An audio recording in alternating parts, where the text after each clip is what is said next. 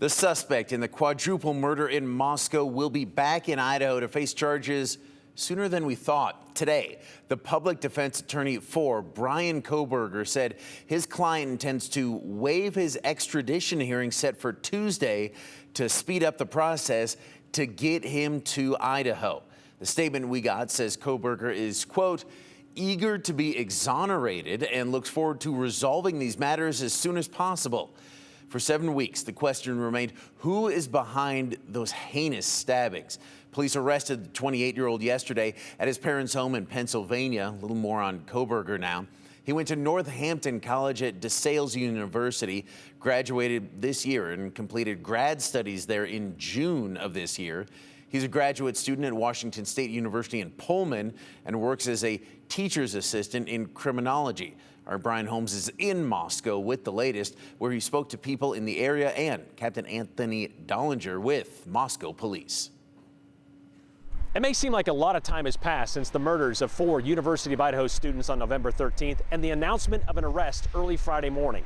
It's been nearly 7 weeks, and that time has been a crushing weight on the investigators as this community and, of course, the victims' families have been wanting some answers, some conclusion for some time.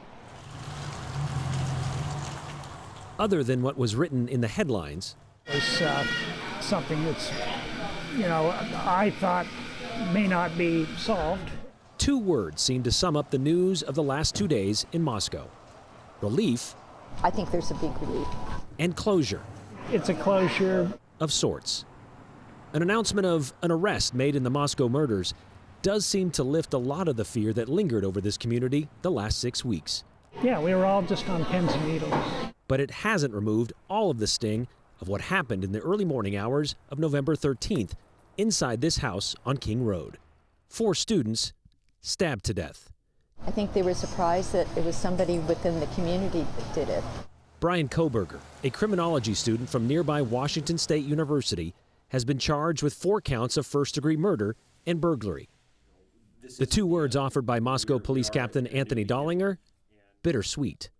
This has been a horrible tragedy for our community, for the University of Idaho, and absolutely for the families of these loved ones. And knowing that they were finally in custody was a celebration of sorts, but then also it's still sombering. You know that no matter what we do, having him in custody does not bring these 4 people back.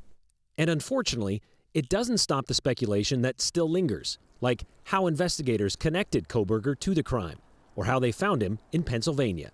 Yes, there's a lot of information. Throughout this entire investigation, there's been a lot of information, rumors, misinformation put out there. And from day one, we have said, if it does not come from our department, if it does not come from our official source, then we can't confirm that. And they won't be able to confirm that information under state law until Kohberger comes back to Idaho. But Captain Dollinger can confirm one thing. The person we have in custody is the one we believe committed these acts. We are still investigating. We're still looking into every aspect, but we believe Kohberger is our suspect. We believe we have our man. And with a little more time, Moscow may soon have some of its innocence back.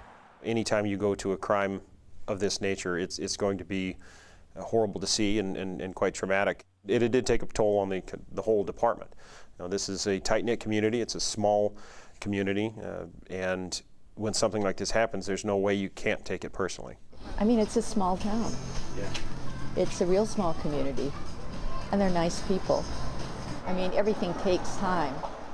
There's been talk that Kohberger has waived his right to an extradition hearing, and that comes up on Tuesday. And if that happens, then the official process of bringing him back to Idaho can begin. In Moscow, Brian Holmes, Idaho's News Channel 7. We will continue to follow this story and keep you updated as we learn more. For the latest information, follow us here on air, also on our website, ktvb.com, social media, and the KTVB app.